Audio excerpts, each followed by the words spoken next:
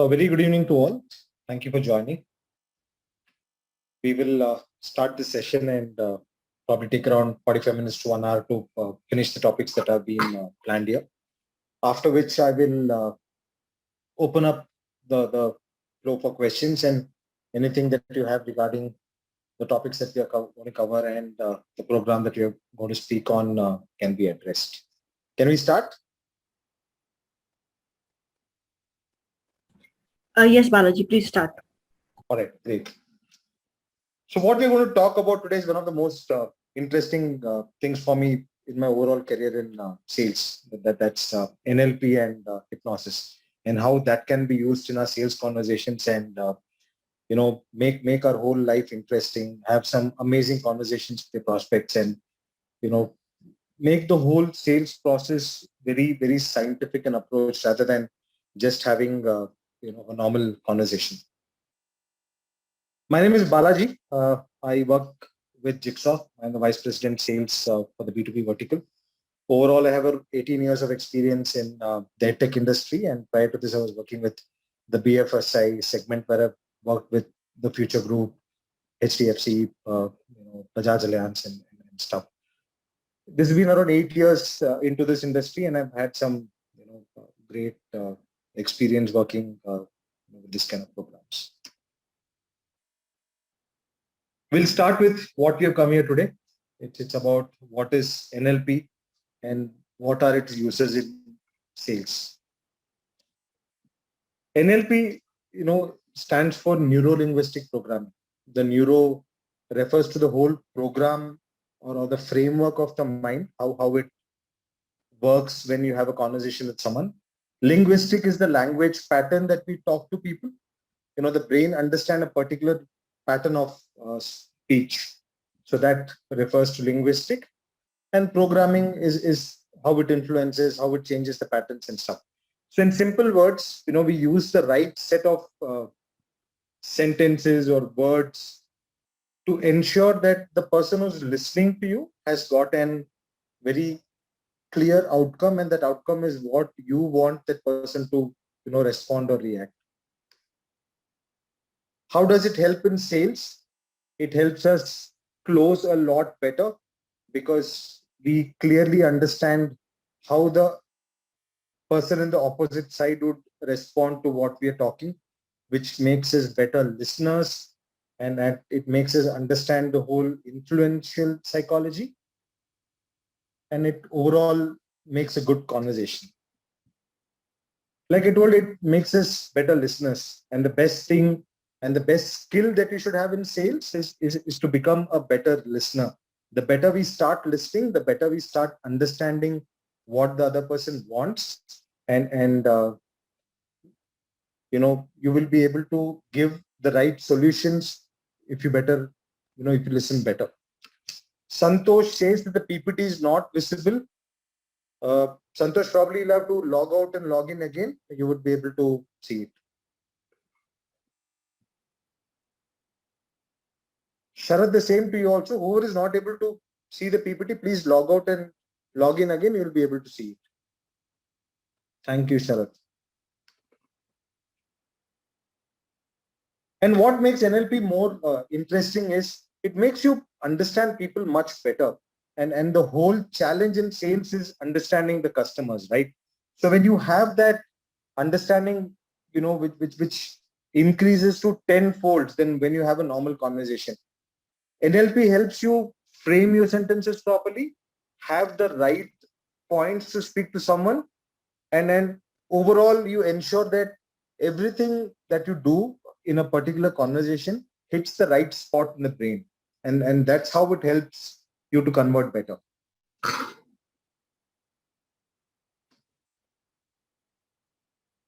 I will take you through some 7 simple and very practicable hacks by using NLP. NLP is an ocean overall. You can keep learning it for years and years together, so we cannot cover it in an half an hour, 1 hour session. But I'll give you 7 easy steps to start with.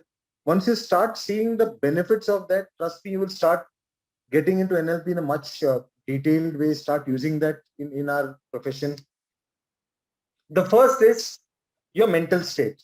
Any activity that you do, you have to be pretty positive and pretty strong mentally for us to get the best results. And that is very important in sales. You begin your day by being in a negative or a very pessimistic thought process. It is not going to help, right? And it is very rightly said, right? People buy because of the person who sells, not because of what the product is. Product, yes, plays a very important role, but it is actually the person who's making the sale. So when you're in a very different thought process, you have a lot of pressure, and being in sales, pressure is something which is, quite common. When you give a lot of space in your head for that, you would not be in the right frame of mind to communicate well, have a good conversation, listen properly, understand the needs of a person. So it makes it, pretty difficult. Another common thing that we see in sales and which makes us a little negative is rejections, right? I think overall in my year, 18, 19 years in sales, I've seen thousands of rejections, and I've always understood this, that one no can pull you down a little bit. So out of a lot of experience, you have to get there where you start taking the no's into a, take it in a very positive way, have positive affirmations, start taking small breaks between your calls and meetings, pull up completely, have your gunpowder dry, have all the good points to the right person at the right time. So overall, in these 3 points, what you would have seen is the mental state is very important. We have to be in a very calm state of mind to have a good conversation. Whenever you feel low, start using positive affirmations. Whenever you feel a little, tough from the whole situation, try to take a small break. Let it be calls or let it be direct meetings that you're having on the field. Try to get as positive as possible and plan your pitch. Don't go with a unplanned conversation, and you must know your prospect even before you have the first sentence spoken to them, right? Do enough research. With the social media being as strong today, a LinkedIn profile can give a lot of details about anyone who want to go and meet. So it's pretty, good that. Hack number 2 is getting the first yes, right? To get the first yes, you have to attract your prospect to the fullest. Now, what do you mean by attract the prospect to the fullest is have a good profiling, understand what their requirement is, give them complete importance to what they want, have the right pitch of what is their buying point. There is no, we do not make sense if you're going to have a generic conversation about the USPs of the product and not give focus to what the prospect is clearly wanting, right? We can speak thousands of good points about whatever we are selling. But if there are going to be 2 points which are very primary for the prospect and we have not spoken in detail about it, we will not convince the value of the product to the prospect. So understand what the prospect clearly wants and attract your prospect to the fullest based on that. Never sell at the first instance. If we start selling to someone from the first, hello and take it forward, they're going to block the whole conversation. You have to first make them receptive towards the whole interaction, make them like you, speak things that are going to be interesting to them, have the right solutions provided, make them more interested, right? Once we create that interest, then you start selling about your product and stuff. Most of us, one of the mistakes that we do is we clearly start speaking about the benefits of our product without understanding what the prospect nearly wants. So have that patience in the beginning, listen well, think of what they want, understand, the solutions better, and then start pitching the product. So the most important to do all of this is to have a good profiling. A profiling clearly gives you understanding about the prospect, about their company, let it be B2C, B2B, whatever. Do complete profiling on what is the solution that a prospect is looking at. If you do not have that, and it is going to be very difficult towards the end when you're going to be talking about the pricing or the other extra features and stuff. So make them speak maximum, understand what they're looking at, and then keep going ahead with your pitch. Are we clear till now? Are there any questions until these two hacks?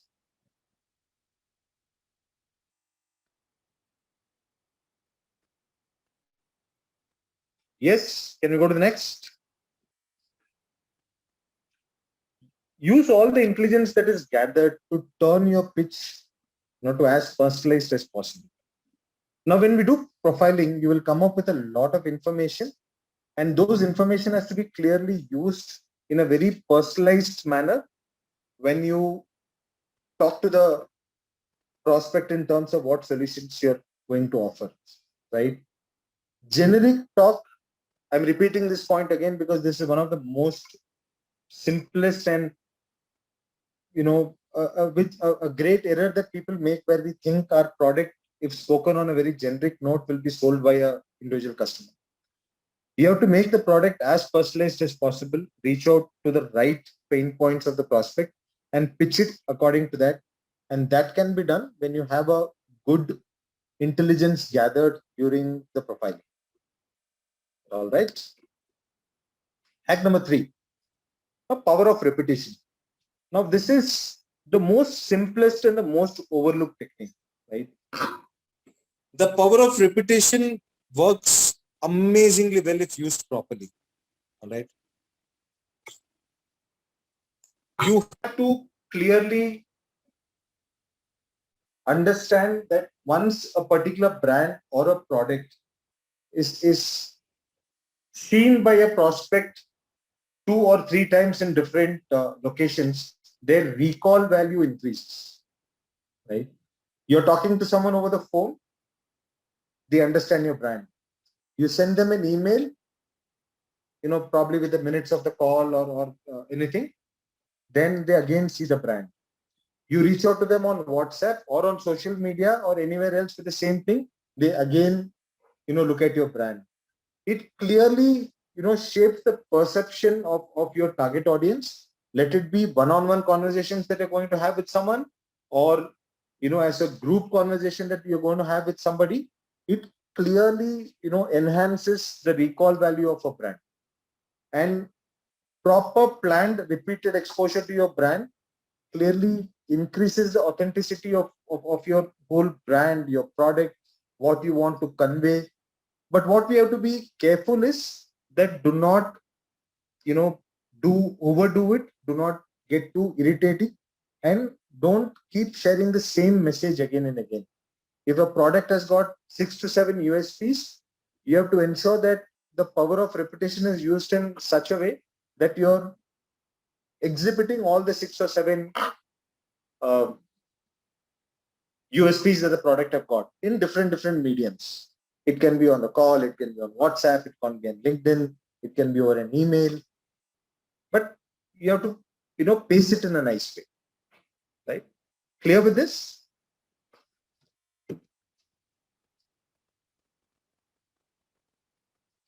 Can we move on?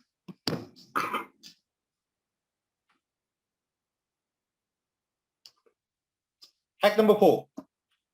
Use the urgency and fear of loss to your advantage. Many a times what happens, not all of them are going to buy on the merit of the product alone, right? And we play into the hands of the prospect. Most of the time you would have seen that you explain the whole service of the product very well. Everything is going good. When it comes to the pricing, until then everything is fine. But after that, we give complete control to the prospect, right? We are not able to create that urgency of the payment immediately.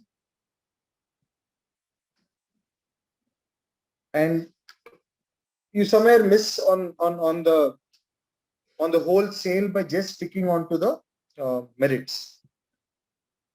What we have to do along with selling the merit is, sell the urgency also about why a particular transaction has to happen immediately. Let it be an individual sale or a contract with a company.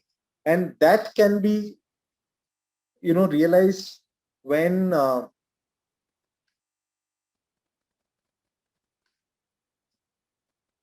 After, can we have this whole thing pulled off? It's blocking my screen.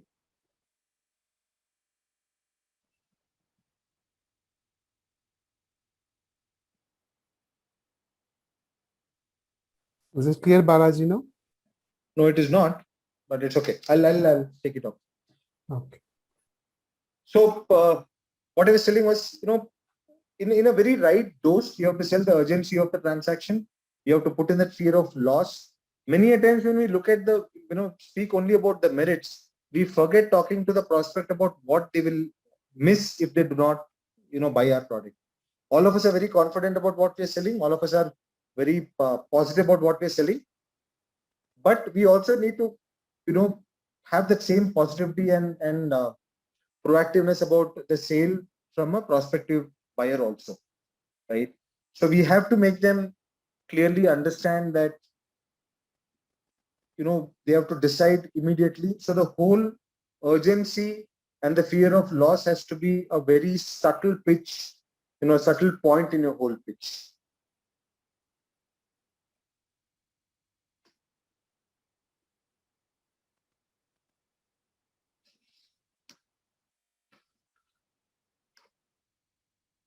Moses, this is still stuck. If you can please remove this. I'm sorry, guys. Now?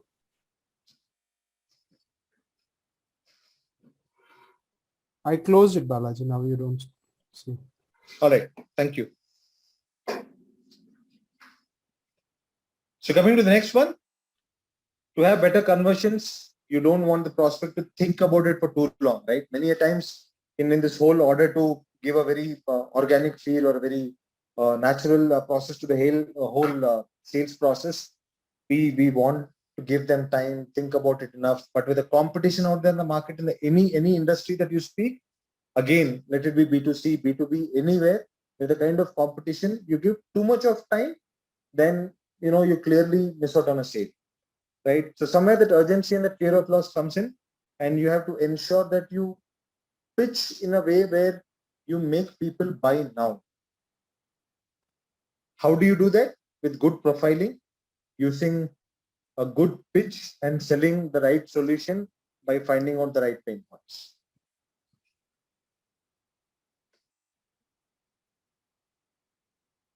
So instead of just pitching the gains, pitch in what they will lose to. The hack number 5 is utilizing peer pressure. Sometimes you will figure out there are few companies and brands who are able to do a lot of sales compared to a lot of their other competitors. Now, how is that possible? It's clear using of the peer pressure. All of us as human beings, we want to buy things or use things which makes us feel superior. The whole sales or marketing or anything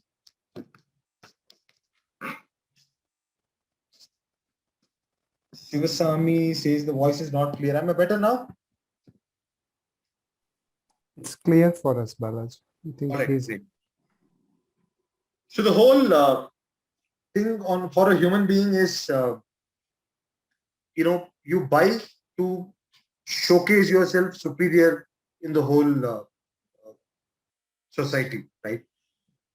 So that is what is one very important point when you're pitching or selling also. Someone will buy your product if they see that it is worth it, right? The whole status symbol that the product will put across to an individual or to a company in doing the transaction is one of the background of any sales. Someone would buy your product if you're good.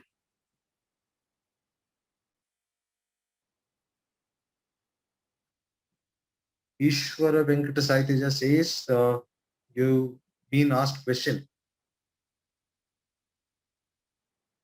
I would have missed out on your question, Ishwar, if you can. All right. Where do we draw the line between creating urgency and sounding pushy, desperate for sale? Okay.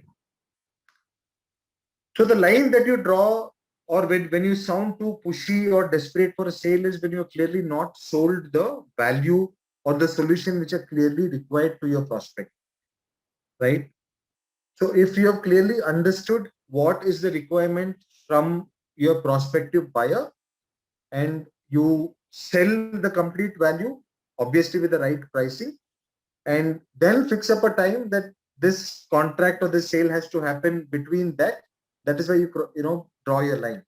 When you're getting a little too pushy is when the whole value is not either understood or not conveyed well to the prospect. When you have not done that, and when you start pushing towards a closure, is when you will sound pushy and desperate for a sale, right? When we know we have a good product, when we know we have the solutions which are clearly there for your prospect, and then you start getting a little pushy towards the sale. I'm using the word pushy for loss of word. See, all sale has to happen between a timeline, right? So you will get to that timeline when you clearly know that you have sold the correct solution, and you sound pushy when you do not offer the right solutions and still look for a payment to happen. Right. Now coming to hack number 5. So this is clearly, something that I've understood overall in my sales experiences. People buy when they think that this product is worth it and it makes them look superior in their immediate circle at least, right? So if we are able to create that value and have that understanding where we clearly pitch our product in a way where we can make the prospect feel superior, and that is the trigger always. As human beings, we always have that pack mentality. We would want to do things that many of them want. Like iPhone is a classic example of the pack mentality and the superior pack mentality. All the features that probably are there in an iPhone or even a little more are there in a lot of other phones which are probably 1/4 the price. But why would Apple be one of the top selling product? Is because of that superiority feeling, right? Once you hold an iPhone in your hand, and that whole feel that you get out of the product is something which is not in a phone which is probably 15,000, 20,000 rupees worth it. Now I do not mean to say that that phone doesn't have a market. That has a market, but the whole class or the uniqueness of what an iPhone carries is very different to a lot of other phones, and that really goes with the human mentality of trying to feel superior in the pack. Clear till now? Any questions?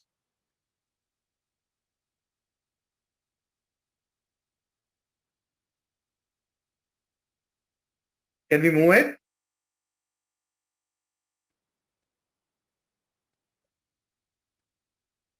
Awesome. Hack number 6. Fascinate your prospect by painting vivid word pictures to describe your product. Now, this is one very important point in NLP and sales, and this is something which took me quite a time to learn. Imagination or imagery is a very, very powerful tool. When you would see some people, right, the choice of words, the way the sentence is formed, the body language, the right mix of all of this would clearly make you imagine that situation in your mind, right? That is what will trigger the brain to start listening, to the other person.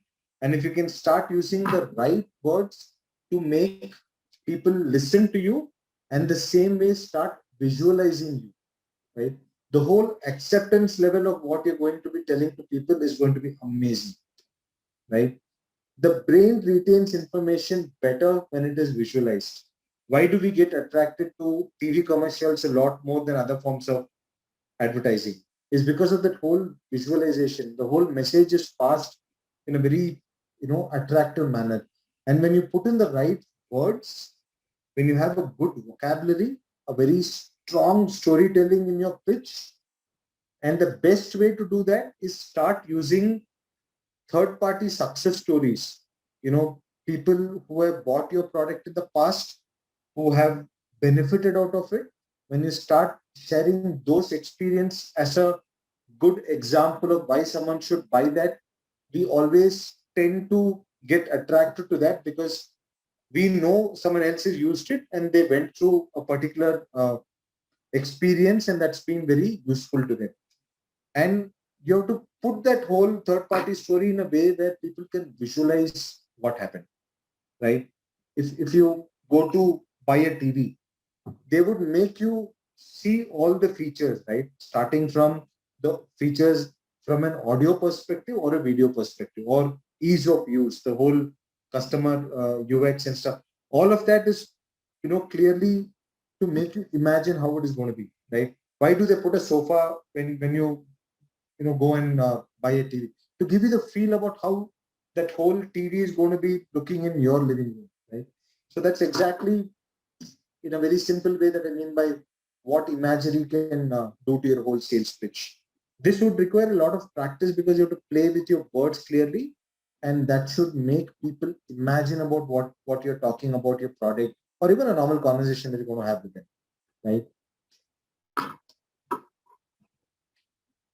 What does this do to an overall thing? Many a times we always have a daily target or a weekly target or a monthly target or a quarterly target, and there is a little bit of urgency in whenever we want to sell to someone. And many a times we miss out on sales, like someone said, how to draw the line between not being too pushy. A good pitch has got a lot of imagery and vivid descriptions there that people will remember you well, because this is a skill that not many can master quickly. And if you put in a lot of practice into this and start understanding this better and then start using this in your whole sales conversation, this is going to be one great skill that you will carry on.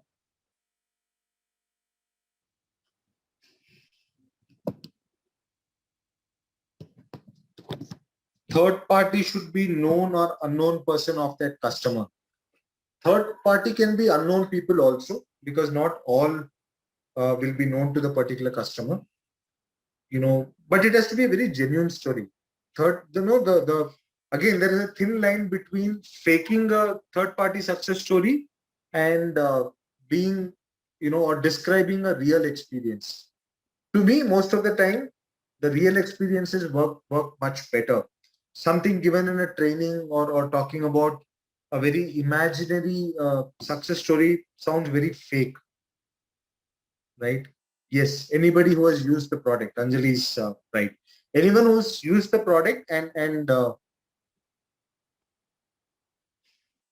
is the voice pausing for all of you, or am I audible? It's clear for me, Balaji. I don't know what it is. Voice is clear? Yes. All right. So whoever is not able to claim me, probably, you can log off, log in. It's cracking for a couple of you. Might be the network issue. I'm sorry about that. I can't help, but if you can try logging off and logging in, it should be better.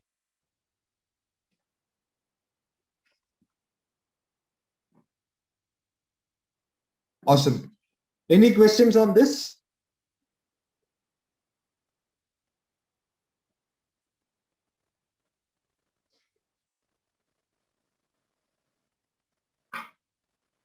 Great.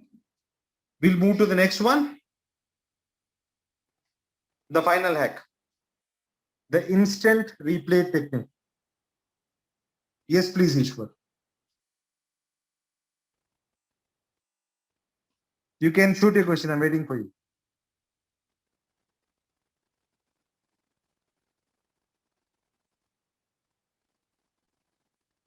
All right. I'll take it once you type it. I will try to finish. Okay. Third party can involve with customer. See, I have a very different take on this. Sometimes you'll have to make your prospective customer speak to your past customer and stuff. It's good in a way, but personally, I feel someone would want to speak to your past customer only if they have not had 100% trust on what you're telling them. And to me in sales, trust is the most important part. If someone cannot believe what I'm telling and has to talk to another person and get their opinion about how the product has been, good, that can get you a sale. But personally, as a salesperson, I would take it as a failure for me that I was not able to build that trust. So I have two answers for you. Yes, sometimes it is good that your prospect can speak to your past customer, but if you keep a benchmark for yourself about how that whole sales conversation is gone, it is amazing when we are able to close the sale on our own effort and not involve a third party. I hope I've answered your question.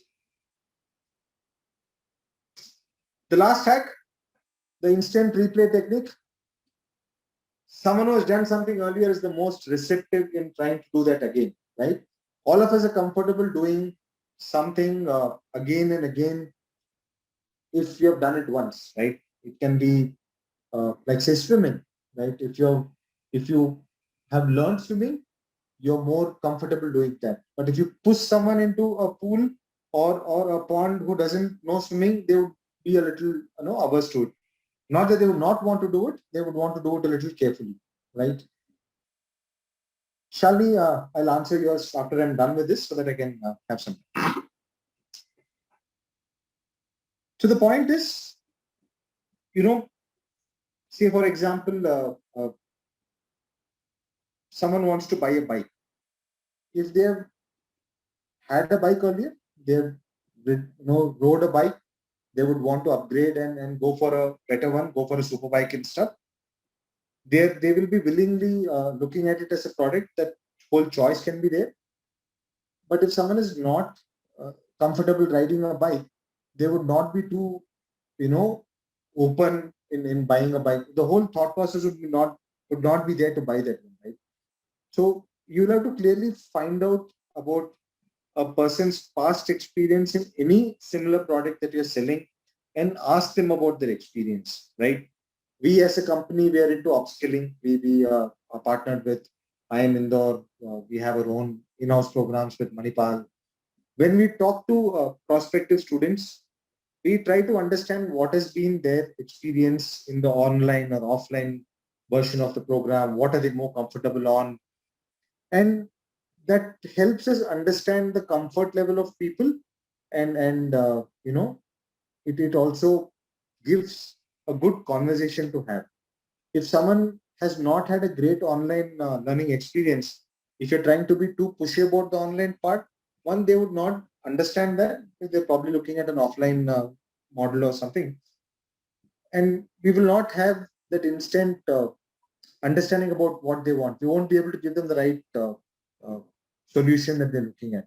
Similarly, for a lot of products that you're doing in your domains, if someone has bought try to understand if someone has bought a similar product, what was their experience? Was it good? Was it bad?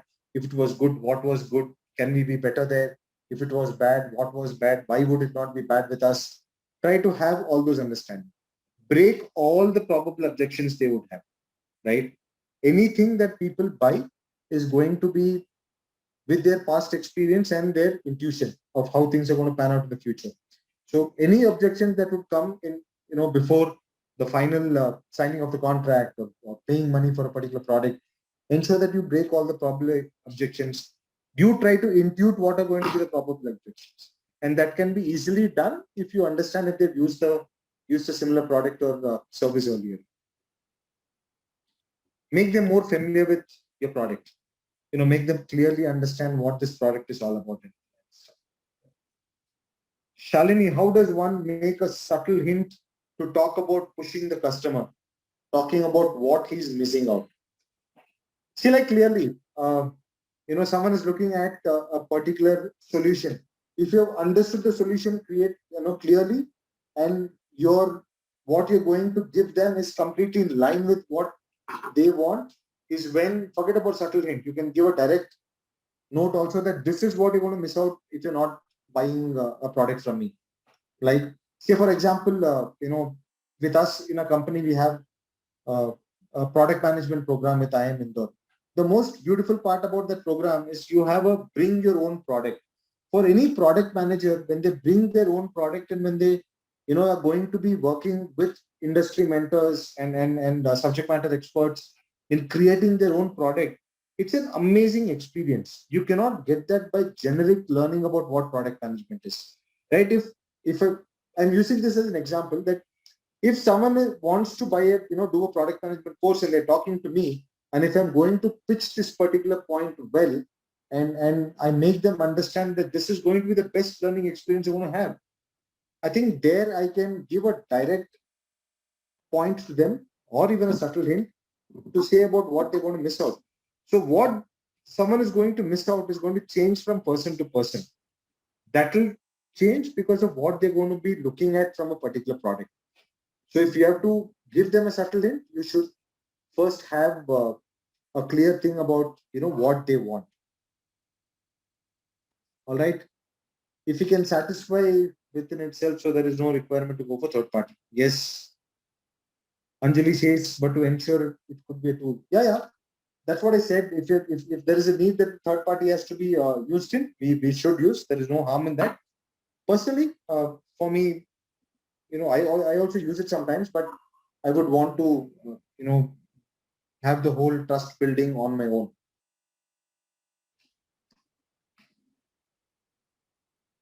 I'll again touch upon a couple of more points in line with NLP so that you can use all these 7 hacks and know how to use them.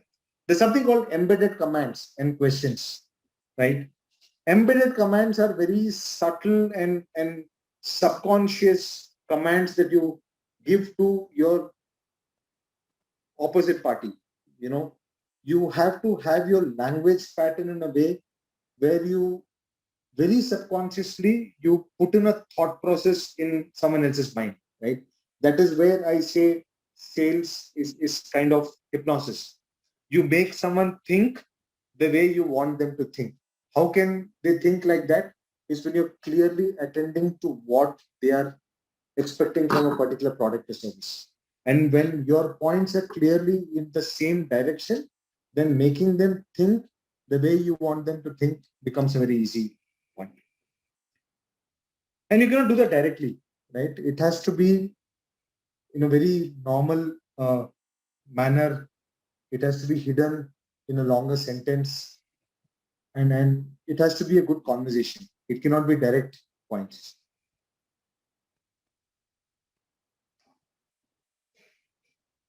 The PPT is not visible.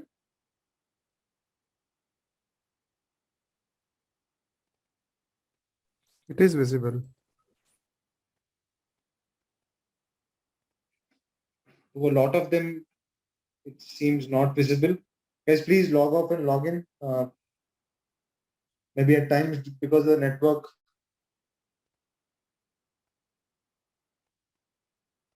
Now it's okay. All right. Awesome. In sales, when you start understanding that you're not talking to the actual brain, you're talking to the subconscious mind, your whole narrative will change, right? Imagine yourself as a buyer. Many a times you go to a shop, you would want to not buy something, but you end up buying, right? It's clearly because you couldn't control yourself. Why were you not able to control yourself? Is someone clearly spoke to your subconscious? All right. Not to your direct brain that is active, to your subconscious mind, which clearly controls all of us, right? More than the actual brain, it is our subconscious mind which controls us.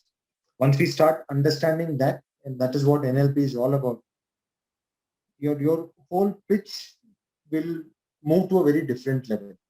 And you have to start giving positive commands, positive words, and take this forward. Example, a very, very simple example. You go to any crowded restaurant, the best one or a normal one or a dhaba and stuff, you would generally see the waiters there suggesting you certain foods.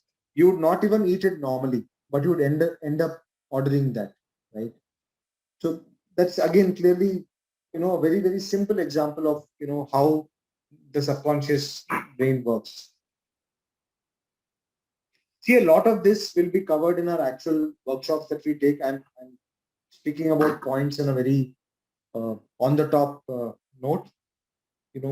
These topics are covered very well in our workshop with the strategic sales management. Using power words, words which evoke a meaning, a feeling, or a visualization,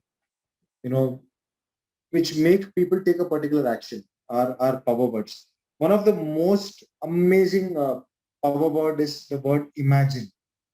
You put that word imagine in front of a sentence, it suddenly creates magic. You know, emotional words. It makes you emote that particular, a word that you use either for a joy, to build trust, or fear.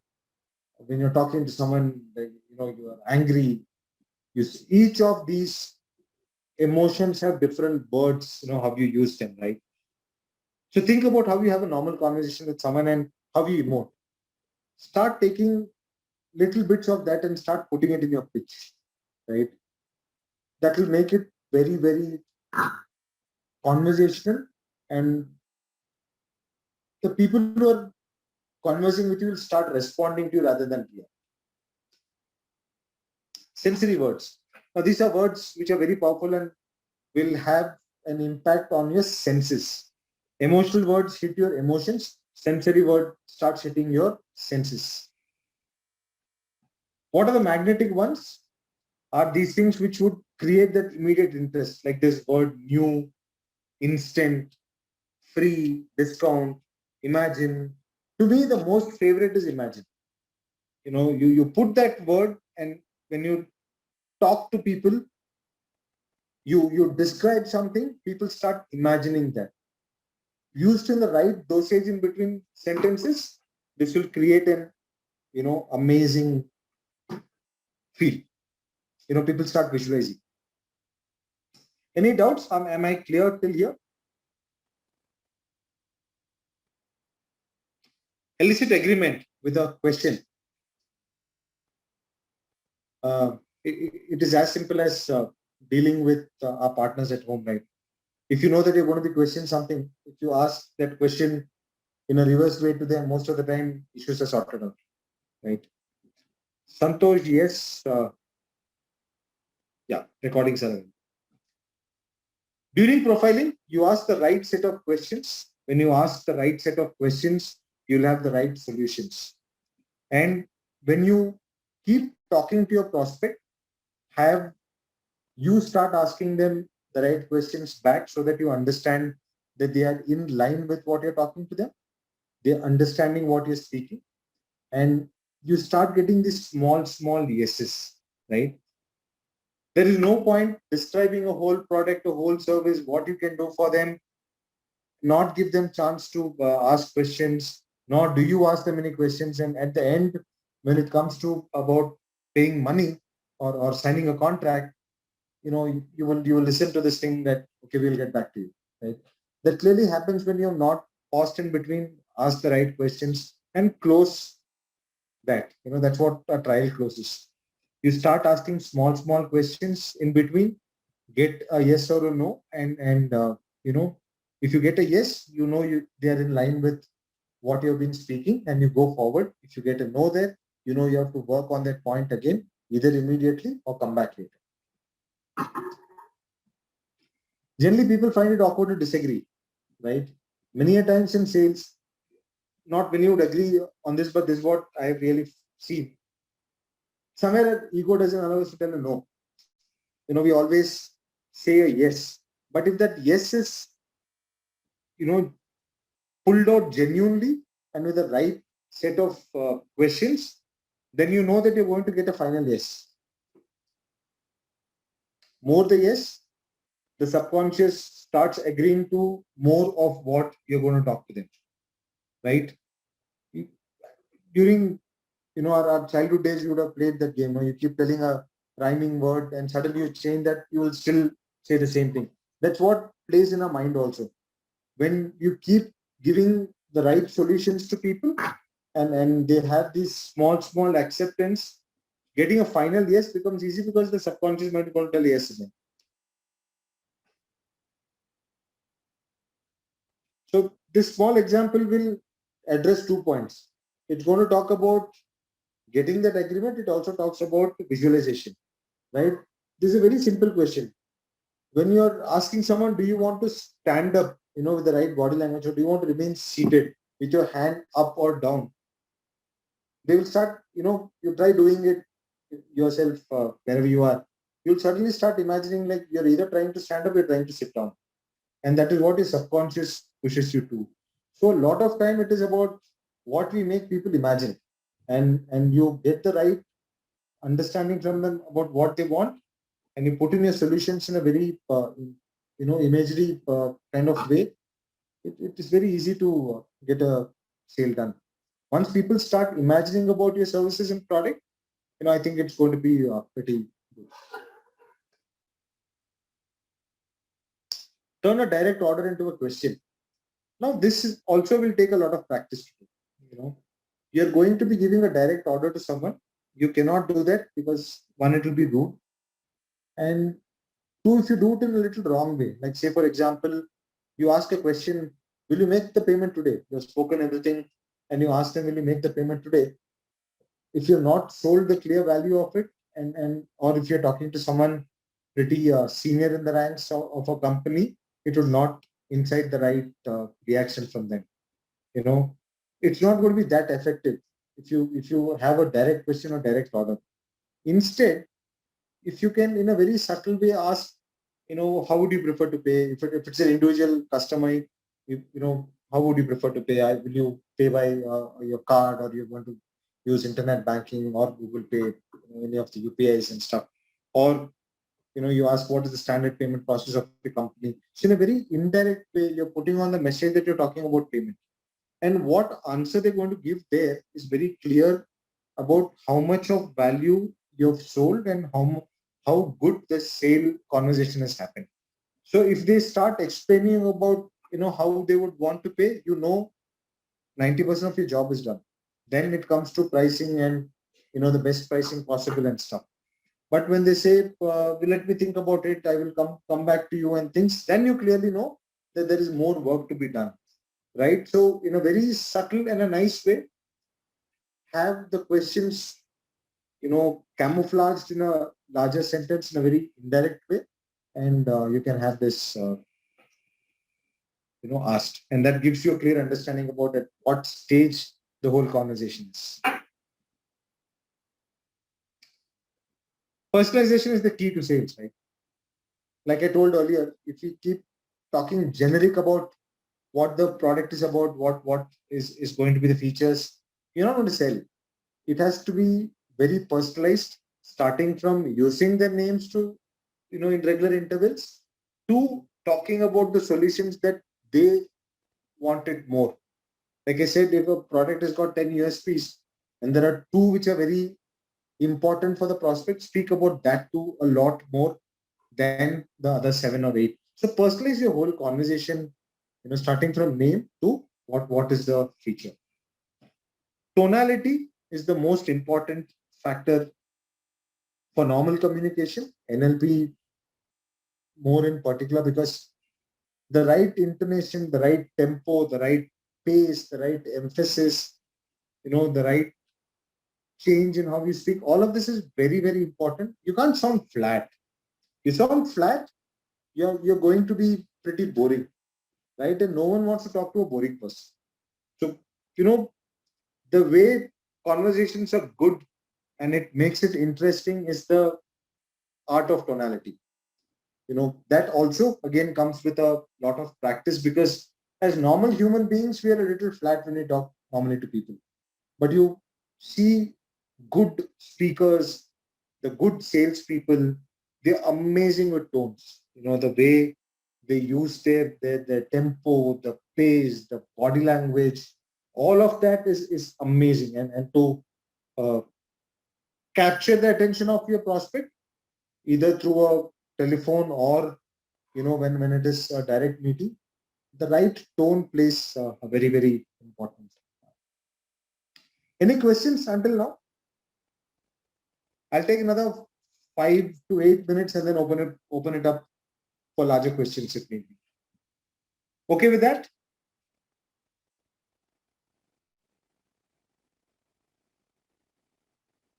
All right. The last and the most important point in what we're going to cover today, is the cause and effect, right? You have to sequence your pitch in a way. And in a very simple way to understand what is the sequence of your pitch is how you eat in a buffet, a lunch or a dinner, right? You start with soup and carry along in a particular pattern. You would not go the other way around. You'll not start your dinner with a dessert, right? Why? Because the brain functions that way. That is what it is for a good conversation also, or a good sales pitch too. You need to clearly sequence your pitch in a way and in a pattern that the brain will understand, right? The subconscious mind understands a particular pattern, and that will happen when you have a right sequence to what you're talking. You cannot be speaking about the payment before selling the value of the whole service, right? So talk about the value, sell the value well before the pricing comes in, and go step by step. Start with profiling, understand the requirements clearly, then start speaking about your product, put that across, then start clearly, highlighting the points of the features of the product, which are very important points to the prospect. So sequence your pitch in a nice way. Someone was asking me about words, that could be used. The best words in sales are the ones which will make them think. And I'm telling this point again and again, right? Make them think. Use words like if, then, or because, and as you, then you. This will be a lot of personalization. If you're giving a hypothetical situation and talking about it, probably like a third party story, because it's going to be the effect of whatever action is going to be taken, and as you know, or and as you is is inciting that agreement. You know it, you already know, you've done your research kind of stuff. And then once you buy, then you will see this. So these are some of the good words that you put in your sentences, and make people start imagining, start thinking. Act like a mind reader, right? The best way to sequence your pitch is when once you're completing a particular point, the next point has to be, or the end of the first point has to be the beginning of the next point. And when you start adding this in between, when you're putting this point that I know you have gone through the product features, even if they have not gone through, they would understand the product features because you're going to tell them. But in the subconscious mind, that subtle acceptance is there that, yeah, I know the product feature, right? So start putting in these points where you think an objection is going to come, address that point and let it be in a way like exactly what they want to listen to you, or what they're looking at from you and the product. Complex equivalence. If you have shown interest and are listening to it, that means that you're serious about this product. And I strongly believe that I can make a difference, right? If someone is listening to us talk, like all of you today, you're here, and you're listening to this program, which means you're serious about your career in sales or NLP as a subject and stuff. And by the end of the program, I would want to be in a position where I very strongly believe that this 1 hour made a difference to your life. That is what is a sales conversation also, right? And Gautam, that's clearly what would be the answer for my for your question. If a competitor has same price and similar product, how to give value of your product? What did I start my first point with? People do not buy the product. People buy from the one who sells it. So if I have been able to understand the prospect well and hit the right notes, then product, competition, pricing, all that doesn't make much of sense. We have to sell ourselves first. In sales, the first thing that any of your trainings or anything would have taken is sell yourself first, sell your value. If I can get this thought to someone that I am going to make difference to this whole transaction, I'm going to make a difference to you in your life, I think the sale is done. Building that trust is the most difficult and the most easiest thing both, right? So if you're genuine in what we are doing, if you're not faking our past customer experiences, our product is good with features, and even if it is a little higher, I think people will buy. Right? So that's what it is. Exactly, Ishwar. Simple. Get it down to attract the customer and buy your product and make customer to be satisfied. Yep. I would agree to you. Preposition, right? You all preposition is, in simple terms, you take a decision for them, right? If someone is about to buy says that he will buy after 2 days, instead of asking, will you pay day after tomorrow? If you can have a very simple question like, will you pay by 2 o'clock or 3 o'clock? Which means you're planting the thought that I will pay, like pay by 2 or 3 is what, the point is about. So small things like this, you start planting that thought process in someone's mind where the acceptance to you, your pricing, your product, all of that comes in. Can this one sentence get you a sale? No. Overall, in the whole conversation you have, there has to be at least 50, 60 instances where you're in a very subtle manner putting it across to them, and then you're painting this whole amazing picture in their subconscious mind that they will buy from you. Like a question, many a times after you say something and you just leave it open, right? You're not we don't try to find out whether it has hit the right spot. So ask, tag your good points with a question. Something as simple as, am I right? Have you understood? Are we in the same, are we in sync with what you're talking? These small questions will keep getting that small yeses. That's about the, what do you say? The small yeses gets you the final big yes, and you're able to clearly understand whether they want to go with this product. Are they satisfied with every single feature that we've been speaking until now and stuff? For example, like Jigsaw has business analytics course of 50K and Simple Learn course of 50K. How do you differentiate? I'll come to this. Good question. Or I'll answer this. This is a very one of my favorite questions. Thanks for Gautam. Gautam, we are not resellers, right? I'm not the Amazon of EdTech. Jigsaw has been in this industry for 12 years. Business analytics and data science is our strength. Our partnerships with IIM or any of the other companies you see is because of what expertise we bring in terms of content and delivery. Not because I have a good sales team and a marketing team, right? So why would someone want to buy from me and not from any of my other competitors? From my point of view, it is the value add that I get in terms of what content I have to give and how we are different from someone else. In a simple word, like I said, I am not a reseller, right? We are subject matter experts in data science, and that is why we have someone like an IIM in the business. All right. Comparative deletion is like what I answered to Gautam now. Kill your competitors.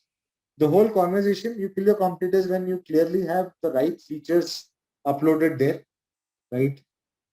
And you understand the right pain point of a customer, what they're clearly looking at, and you sell it to them. Both are good companies selling similar products. Yeah, both are good. I'm also an ex-Simple Learn, so I would never say it is bad. So both are good. Both are good products. How am I better? Was that point, and it was in generic, not to Simple Learn in particular. I'll just take 5 minutes here. What is this whole masterclass about in terms of NLP and all that? Most of you would have attended consultative selling by Mr. Bhaskar also a couple of weeks back. We have launched this executive program in strategic sales management, which is a 6-month program, which is online live. This is in partnership with IIM Indore and Jigsaw. It is going to be a joint certification. It's for people with experience in sales or want to make your career in sales. You will clearly understand the strategic aspects of sales management by case-based learning, where we're going to be covering every major industry that is possible through our workshop models. You will have a lot of case studies where you prepare presentations, prepare pitches, prepare a P&L for a particular product. It's going to be completely hands-on in terms of what your sales roles are going to be for mid-level managers and senior leaders. You will understand the key concepts of digital sales, how the CRM works, what is inbound, outbound lead generation, lead nurturing, and all of that. Technology, basically technology through sales. You will have good faculty from IIM Indore and industry experts sourced from Jigsaw who will be conducting workshops and help you mentor throughout the course. Basically, you learn to adapt, and drive your whole sales team with the current market trend, use of technology and all of that. So how we are making this course interesting is by adding, a couple of more programs to that. I'll come to that. You receive IIM Indore's executive alumni status by doing this program on successful completion, which opens up an amazing pool of peers for you. It opens up a great learning experience. You enhance your contacts, which helps you hire good people for your team, which helps you get hired in bigger, better companies. So the executive alumni status also works well.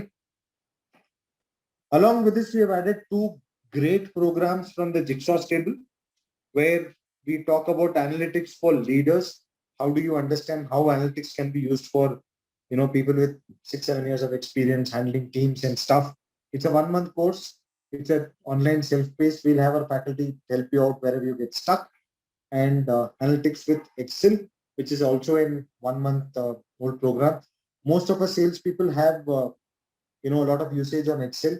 How do you do analytics using this? So the whole combination of analytics for leaders, analytics with Excel, and the core program that we have launched along with IIM Indore, this is going to be a great learning experience, and this will enhance your strategic sales management skills to a great level. Right. So thank you very much for the patience that you had in listening to me. Now I am open to questions about what we spoke or about the program. Sujit asks, what are the activities that are covered during the workshops? Sujit, we cover industry-based activities during our workshops, where we will cover how sales is done from B2C, B2B in different industries like say FMCG, BFSI, IT, ITES, EdTech, insurance, a lot of different industries and domains, how sales is used there. And we do it with, a lot of work on making presentations, making pitches and all of that. Fee structure, it's around 1.2 plus taxes, if I'm right. You can reach out to our career counselors and they will surely give you the exact details. What are all the domains covered in this course? By domain, you mean industries? Prithvi? Sales is the domain. What? Yeah. So I think I just told you 30 seconds back. We cover FMCG, BFSI, telecom, insurance, IT, ITES, a lot more. 6 to 7 industries are primarily covered. Sales is universal to a lot of industries, but all these skills that are required, particularly for B2C, for B2B, using technologies in different places, for different industries, we've ensured that we have covered that in all the workshops that we have. We have the manufacturing industry, Gopal. We do not have specifically automobile, but there is one small project in automobile, but on an overall basis, we have covered the manufacturing industry.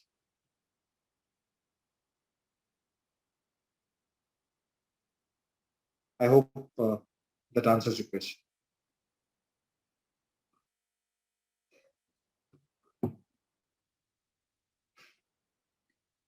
Any more questions?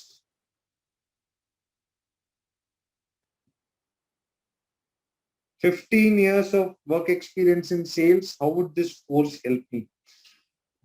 I think I touched it in a very small way when I spoke about the whole course content, right? The analytics for leaders, the analytics with Excel, the core content of the program, the strategic sales management.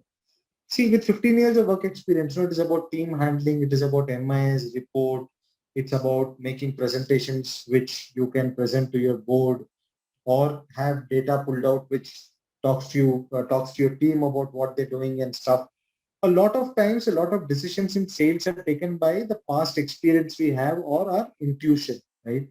But if I can teach you how you can use uh, a simple tool like Excel and do some simple stuff in analytics, and through that you can have data supporting your actions and stuff. I think that is going to be one of the best learning from this program, right? As salespeople, many a times we do not have this upskilling chance. We look at people in technology and stuff; they have a lot of things to upskill themselves. But with us in sales, many a times we miss out on the chance to upskill, right? So this program will give you an amazing certificate of I am in the with someone with 15 years of work experience. What you need is a good brand to uplift your experience, right? Now with 15 years, there is very little that I would say I can teach you, right? There will be something probably in terms of technology and other stuff that I can ask or I can teach, but the best is going to be the certification that you're going to get from IIM Indore. Think of, imagine in your LinkedIn, you showcase your IIM Indore, certificate. Imagine your email ID is david at IIMindore, ac.in. When you become an executive alumni, you get a special email of IIM Indore. You get access to the library. You can go visit the campus, talk to faculty there. It's going to be a great experience, right? With 15 years of work experience, these three courses together with the connects that you can make because of the alumni status and the certification, that you can flaunt is going to be awesome. Sir, explain the course which you're offering for a month, Analytics for Leaders. So basically, Analytics for Leaders is a short course where we will cover about how you use technology, the CRM and all of the other stuff, start looking at analytics from a point of view about how it can help you make good decisions. What are the tools that need to be learned? Now, when you become a manager or leader, you're not going to be doing a data scientist job or a business analyst job, right? But you still would be working on data as a sales leader. That you understand data better, start knowing data mining, data manipulation, start presenting them on Excel, how to use even your basic structures in Excel and how you can use analytics to that, start putting it on good dashboards and stuff. So all of that is covered in this program. I hope I've answered.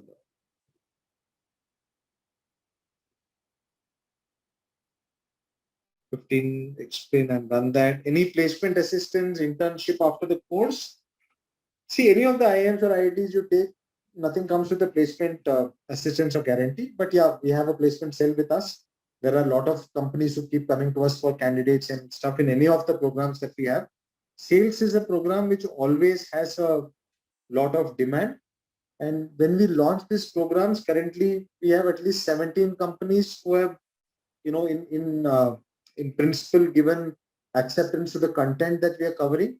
So we are hoping to get all of them on board in terms of a hiring also. But yeah, I would not say that we do not have placement assistance, but this program is primarily for your certification, the learning and all of that, than placement assistance. But yes, we will surely help you with any vacancies that come our way. We have a placements team which will work with you. Will this course help me in building a new sales team? It will give you a lot of insights about what your current sales team is doing and how you should be looking at your new hiring, right? So from that point of view, it will help you. Will it help you source people to build a new team? Probably no. You should talk to HR about it. By the way, we also have a PADHR program if you want to look at it on our website. I am from post-sales background and I have 8 years experience. What are the job opportunities which I can expect based on my experience? This is too generic a thing, Prithvi. You can mail me your resume. I'll probably look at it and suggest it for you. Balaji@jitsuacademy.com is my ID. You can share your resume there. I will, answer to you in specific. It's too generic for me to understand.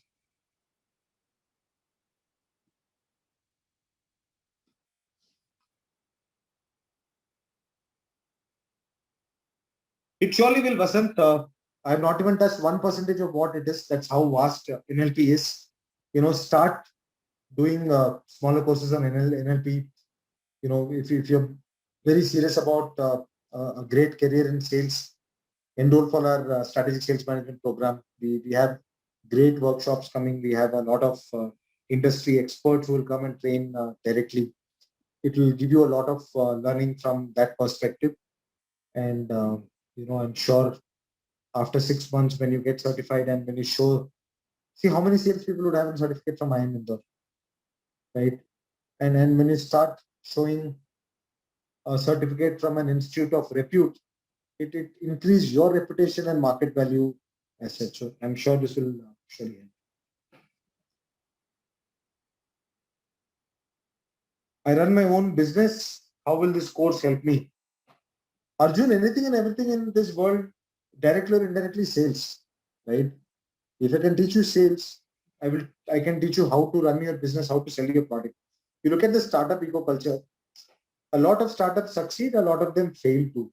The ones that you see fail, one of the most important point would be that they were not able to market themselves well or sell well, right? So if you can add that skill to you, I do not know in what business you are, but these skills will really help you have a solid sales plan, make you understand how to use basic analytics to run your business, maybe from lead generation to how the leads are performing, to what is the conversion, to a lot of stuff can be learned on this. It will help you overall, stabilize your business with right practices and good amount of analytics. How to make a difference in the food industry when here already more cafe within 100 meters. Anjali, give them good food, right? Once they start liking the taste of your food, the hygiene, let there be, more in 100 meters. You'll still have your customers. All of us have few of our favorite restaurants, right? It's because of that particular taste, that particular hygiene, and that's what will make you stand out. Give a good feel. How is this course different from other courses which are out there in the market? All right. So one of the best things about what I like about this program and what we were very clear when we were wanting to, look into the content of what this has was the amount of sales that we talk in this program. Most of the programs out there speaks about a lot of marketing, but we being salespeople, we clearly know sales is different, marketing is different, right? What I wanted in this program, or what we basically were very clear from the first discussion, is this has to be a sales heavy program and not a marketing heavy program, right? With people with 8, 10, 12 years of experience in sales, I understand marketing can be a good add-on. But when I'm looking at upskilling yourself and getting certified from an institute of repute, you have to learn what is going to be useful to you in your day-to-day routine. So we have made it very sales heavy, right? And that is the major difference about this program. Thank you, Satya. You're welcome, Anjali.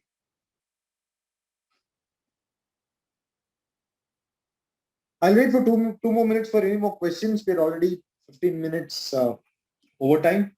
So if there are no other questions about NLP and sales or about the program, then we can say goodbye to each other. By the way, the program starts by this weekend on the Saturday. There are few seats left. If you're already in touch with the counselors, please talk to them about the program and the selection procedure and stuff. Do you have a loan facility? Yes, we have a loan facility. We have 0% EMI schemes with few loan partners. Our counselors will help you on that.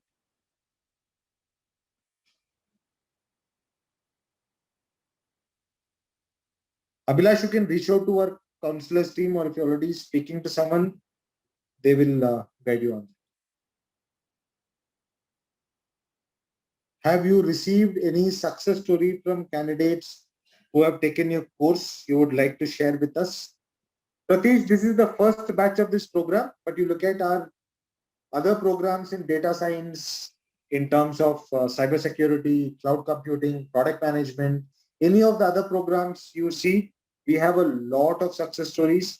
As recently as 2 weeks back, we had around 11 of our students from our data science batch who were selected into ENY. I think that's the recent success story that I can share with you. We have a lot with us. You know, there are a lot of testimonials with the LinkedIn links of people who have done courses with us and have seen success.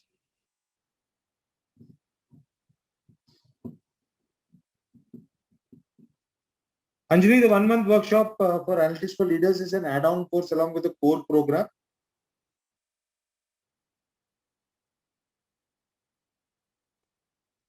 All right then. Thank you so much for attending today. It was really great. I had some good questions asked by people. You know, we will come up with more workshops and much more interesting topics. Anjali, that's why I said I would not be able to take it separately as a course. It is an add-on course. So it comes with our main program, which is priced at 1.25 and